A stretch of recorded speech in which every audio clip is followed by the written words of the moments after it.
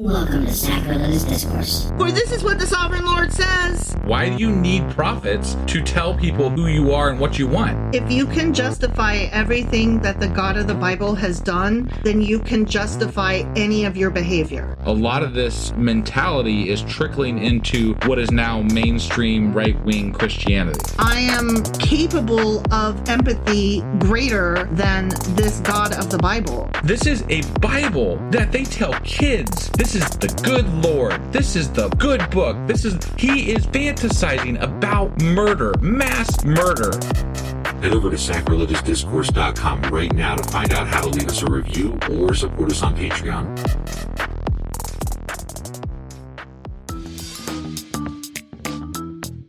Hey there, sinners and saints. It's your favorite Bible-bashing duo from Sacrilegious Discourse, and we need your help. That's right, folks. We're raising funds for some heavenly equipment and a studio that doesn't sound like it's in the depths of hell. Our current setup, let's just say it's more apocalypse than audiophile. So if you want to hear us dissect the Bible without the background noise of demonic squirrels, chip in a few bucks. We're aiming for $5,000 to upgrade our audio and build a studio worthy of blasphemous banter.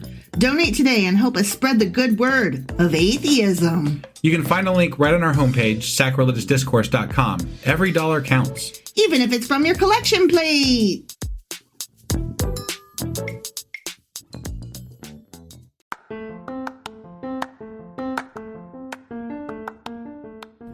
Welcome to Sacrilegious Discourse. I'm husband. And I'm wife. Together we're reading the Bible for the very first time. We grew up without religion and wanted to know what all the fuss was about. Well, what have we learned so far? That God is a dick, and apparently some people believe in talking donkeys. We're not trying to pass ourselves off as experts. Nope, we're just reading the Bible for the first time and giving our first take reaction. If you'd like to join us in this venture, you might consider starting at episode 1. Otherwise, jump in wherever you like. All right, let's go read the Bible. Yeah, let's get to it.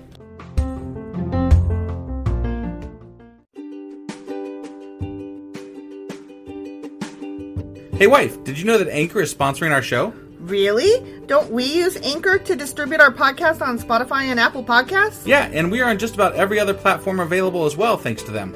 Why do we use Anchor as our podcasting service? Well, they make editing and distributing our show a breeze. What if one of our listeners wants to start their own podcast? Then they should head over to anchor.fm or download the app to get started. Awesome! You guys should go do that right now! Husband! Wife! Do you remember what happened yesterday, Friday? Who are you going to call? The Sidonians! Yeah, exactly. That's what I remember. For the tree chopping. Yeah, they're the best tree choppers. They are. Tree choppers. Jesus. Chopping trees. Chopping, yeah. Those things. Chopping the cheese. Yeah. Hiram, king of Tyre, made a deal with Solomon. Okay. And they're going to trade tree chopping with oil and shit. With oil? Like olive oil. I was like, what the fuck? They said they ain't powering vehicles and shit. What do they need oil for? Yeah. No, olive You're right, oil. olive oil. Right. Okay. I got it. All right. So that was 1 Kings chapter 5. Yes. And we are now going into 1 Kings chapter 6. All right, let's do this. Okie dokie. Hey wife, do you like coffee in the morning? I sure do, husband. Morning, noon, night. Which reminds me, I need to add that to our grocery list because we're running low. Wait, before you do that, check out the website ungodlybrew.com where you can purchase a pound of your favorite flavor of coffee. What if I want more than 1 pound? Either order a larger amount, or better yet, get 10% off by setting up a subscription for every 2 weeks, or a month, or whatever works for you. Did you set up something special for our listeners? You know I did. Exclusive for our listeners, get an additional 10% off subscriptions by entering the code SACRILEGIOUSCOFFEE at checkout. That's a hellishly good deal. Ungodly Brew is hellishly good coffee. Okay, 1 Kings chapter 6. Okay. It was mid-spring in the month of Ziv. Okay. I didn't know Month Ziv of was Ziv, huh? I didn't know. Good old month of Ziv. Ziv was a month. Yeah. That's interesting. I might have to look that up. Yeah, Ziv. During the 4th year of Solomon's reign, that he began to construct the temple of the Lord. Okay. Here we go. Constructing the temple of the Lord. Is this going to be as exciting as constructing the ark? Probably. Or, this little bit is called Solomon Builds the House of the Lord. Okay. FYI. All right. So yeah. I didn't read it first in case it was a spoiler, but nope, not a spoiler. Okay. All right. This was 480 years after the people of Israel were rescued from their slavery in the land of Egypt. Good to know. Good to know. So about 500 years later. Right. Okay. Yeah. The temple that King Solomon built for the Lord was 90 feet long, 30 feet wide, and 45 feet high. Okay. I can't picture that because I'm terrible with numbers. So, do you have an idea of what that... Yeah, it's fairly big. Yeah. Like a house big, or... It's probably bigger than a house, I think. Yeah, bigger than a house. Okay. Yep. All right. The entry room at the front of the temple was 30 feet wide. That's a big mud room. Yeah. Running across the entire width of the temple. It projected outward 15 feet from the front of the temple. Solomon also made narrow recessed windows throughout the temple. I like windows. Mm-hmm. He built a complex of rooms against the outer walls of the temple, all the way around the sides and rear of the building. This sounds better so far than the Ark building. They're not going into detail about every little goddamn thing. I don't know. We're not done yet. Well, it's true. It's true. I should have maybe kept my mouth shut. We're getting measurements here, so I fear that's where we're headed. Okay. All right. The complex was 3 stories high, the bottom floor being 7 feet wide, the second floor 9 feet wide, and the top floor 10 feet wide. It doesn't make much sense. It got wider as it went up? Yeah. That's weird. That's weird, right? Yeah. The rooms were connected to the walls of the temple by beams resting on ledges built out from the wall, so the beams were not inserted into the walls themselves. Oh, maybe they... Okay. So, like, they used the beams to hold up those parts that hung over. Oh, okay. The stones used in the construction of the temple were finished at the quarry, so there was no sound of hammer, axe, or any other iron tool at the building site. It was very silent and solemn. Yeah. Let's build this thing silently and solemnly. The entrance to the bottom floor was on the south side of the temple. There were winding stairs going up to the second floor, and another flight of stairs between the second and third floors. After completing the temple structure, Solomon put in a ceiling made of cedar beams and planks. Cool. As already stated, he built a complex of rooms along the sides of the temple building, attached to the temple walls by cedar timbers. I don't know why they repeated it if they literally said, as already stated. Right. Each story of the complex was 7 feet high. That's not very tall. They were so short. Yeah, I would... No wonder 9 feet seemed like a giant to them. Right? Yeah, no, I would feel very cramped in that. Mm-hmm. Then the Lord gave this message to Solomon. Ooh, the Lord is speaking directly to him. That happened. This is the second time this has happened. Yeah. Which is different. This is different. new. Yeah. I mean, like, it's new since for this the generation. times of Moses, basically, right. Or, whatever. It's new for this generation. Right, yeah. Concerning this temple you're building, if you keep all my decrees and regulations and obey all my commands, I will fulfill through you the promise I made to your father David. I hate that whole, if you do good, then I'll keep my promise. Right, and but what if I do bad? Are you not going to keep your promise? Right. Like, what if I fuck up this temple, man? So it wasn't a very good promise if it was built on a stipulation. Right. Because that wasn't the deal that you made. No, not initially. I will live among the Israelites, and I will never abandon my people of Israel. Unless I fucking feel like it. Live up to your side of the deal. Right. So Solomon finished building the temple. The entire inside, from floor to ceiling, was paneled with wood. He paneled the walls and ceilings with cedar, and he used planks of cypress for the floors. He partitioned off an inner sanctuary, the most holy place, at the far end of the temple. It was 30 feet deep and was paneled with cedar from floor to ceiling. That's a lot of cedar wood. It is a lot of cedar wood, but 30 feet deep? Yeah. That's weird. Right? Yeah. The main room of the temple, outside the most holy place, all capital letters, was 60 feet long. Wow. Cedar paneling completely covered the stone walls throughout the temple, and the paneling was decorated with carvings of gourds and open flowers. Oh, that sounds pretty. They had paneling back then, though. That's interesting to me. Mm-hmm. Yeah. That sounds pretty, though. It does. Gourds and open flowers. Yeah, but somebody had to sit there and literally hand carve all that shit. Yeah. Just saying. Yeah. And it's not like they had, fucking templates to, burn them in or something like that. But I bet they ate well. The Probably. artisans. Maybe they were slaves. You never know. That's true. I was sitting here like thinking, I was thinking of the Greeks and the Romans and how they treated their artisans. Yeah. You know, with patrons and all that. So. But no, they have slaves. So, yeah, I forgot. Yeah, they suck. Right. He prepared the inner sanctuary at the far end of the temple where the Ark of the Lord's Covenant will be placed. This inner sanctuary was 30 feet long, 30 feet wide, and 30 feet high. He overlaid the inside with solid gold. Solid gold. Wow. Do you remember that show, Solid Gold? I know of it, but no, I don't remember much about it at all. I loved that show when I was a kid.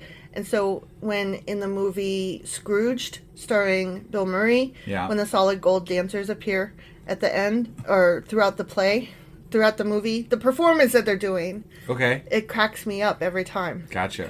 They're the solid gold dancers. Yeah. From Solid Gold. It was a great show.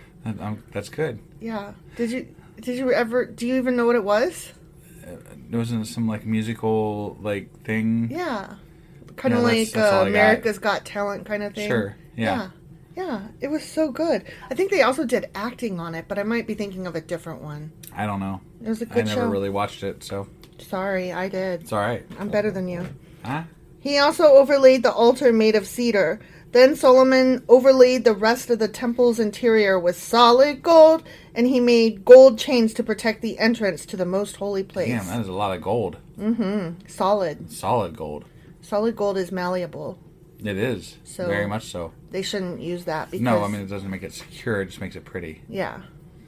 So he finished overlaying the entire temple with gold, including the altar that belonged to the most holy place. The most holy place is always capitalized. Yeah. Most holy place. Right. He made 2 cherubim of wild olive wood, each 15 feet tall. Wait, wild olive wood? Wild olive wood. There was tame olive wood? No, just... What's the distinction between wild olive wood and It's the not same olive? distinction between wild roses versus well cared for roses. Okay. Weeds. All right.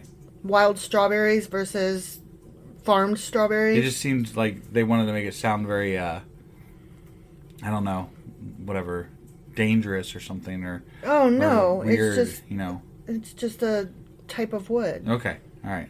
Weirdo. Each 15 feet tall, and placed them in the inner sanctuary.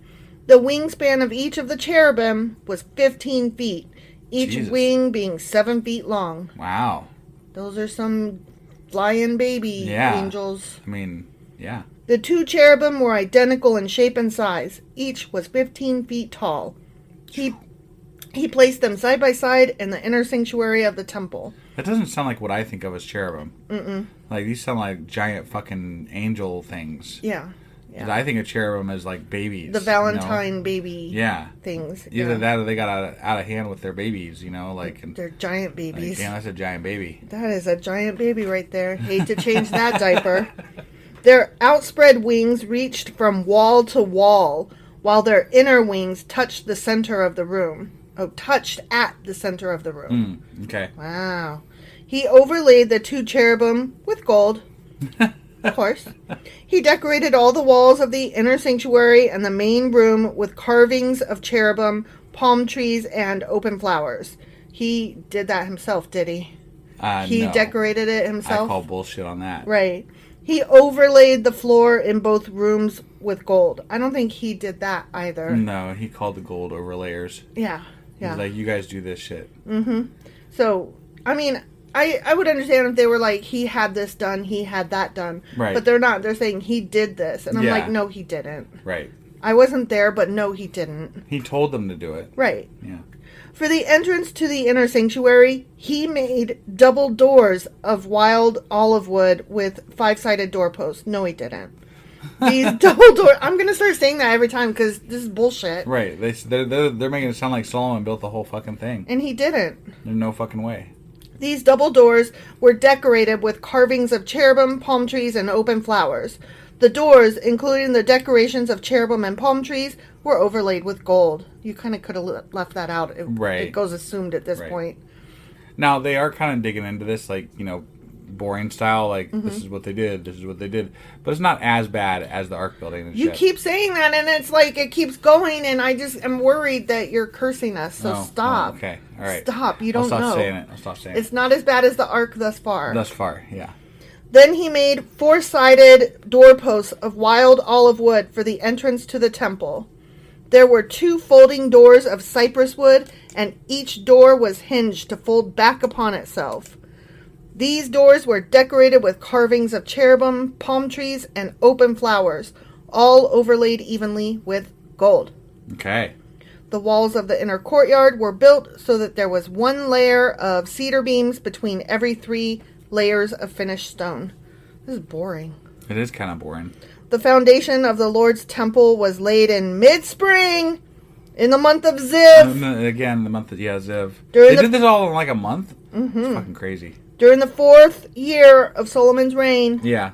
The entire building was completed in every detail by mid-autumn in the month of Bul. Okay. During the 11th year of his reign. Got it. Oh, wait. Yeah. Damn, that took started in his 7 years. Yeah.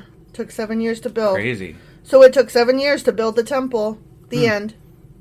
Oh, that was it? The end. Oh. That was it. Well, see, now the temple's built. Now we don't have to listen to the temple being built anymore. So but we got that out of the way. We kicked that one right out. We don't like, know. hey, there, we're done. We're done with that temple. We don't know what No, the we're next fucking done. The next chapter might be even worse. You don't know. We're done. We're done. I mean, I'm done. I don't want to hear any more about Solomon's fucking temple.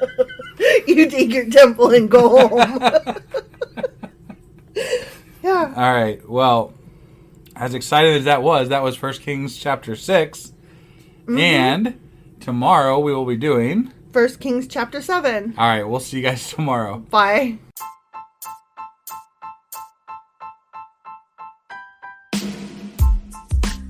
Hey, wife, I guess that's the end? But husband, that's just sad. It doesn't have to be. We are on lots of social media platforms like Twitter. Our handle there is sacrilegious_D. For D's nuts. Oh my God. Stop doing that. Anyway, we're also on Facebook, Instagram, and Pinterest. There's a link to all of our social media sites at our website. Ooh, we have a website? Yeah, it's sacrilegiousdiscourse.com, where you can also find a link to our merch shop. We have a merch shop? Yep, we have podcast-themed clothing, mugs, notebooks, and more, as well as an atheist and science-themed products. Wow, our fans should really go check that out right now. Definitely. They can get in touch with us by sending an email to sacrilegiousdiscourse@gmail.com. But before they do that, we could really use some help. Oh yeah? With what? Well, it's not free running the podcast, and we need some financial support in order to get better equipment, which will free up time so we can concentrate on our podcast and our fans. Okay, so what should they do? Head over to patreon.com/sacrilegiousdiscourse and sign up as a contributor on our podcast. Supporters there receive additional bi-weekly episodes that we record just for our Patreon members for as little as $2 a month. Also, we'd really appreciate it if you would like and subscribe on whatever platform you're using. And Apple Podcast reviews help us out tremendously. Like and subscribe. Leave an Apple review. Join us on Twitter. Support us on Patreon. That's a lot of instructions. Don't forget to say thanks. Thanks. Okay, bye.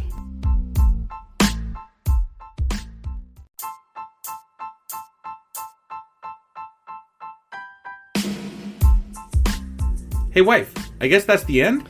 But husband, that's just sad. It doesn't have to be. We are on lots of social media platforms like Twitter. Our handle there is sacrilegious_D. For D's nuts. Oh my God. Stop doing that. Anyway, we're also on Facebook, Instagram, and Pinterest. There's a link to all of our social media sites at our website. Ooh, we have a website? Yeah, it's sacrilegiousdiscourse.com, where you can also find a link to our merch shop. We have a merch shop? Yep, we have podcast-themed clothing, mugs, notebooks, and more, as well as an atheist and science-themed products. Wow, our fans should really go check that out right now. Definitely. They can get in touch with us by sending an email to sacrilegiousdiscourse@gmail.com. But before they do that, we could really use some help. Oh yeah? With what? Well, it's not free running the podcast, and we need some financial support in order to get better equipment, which will free up time so we can concentrate on our podcast and our fans. Okay, so what should they do? Head over to patreon.com/sacrilegiousdiscourse and sign up as a contributor on our podcast. Supporters there receive additional bi-weekly episodes that we record just for our Patreon members for as little as $2 a month. Also, we'd really appreciate it if you would like and subscribe on whatever platform you're using. And Apple Podcast reviews help us out tremendously. Like and subscribe. Leave an Apple review. Join us on Twitter. Support us on Patreon. That's a lot of instructions. Don't forget to say thanks. Thanks. Okay, bye.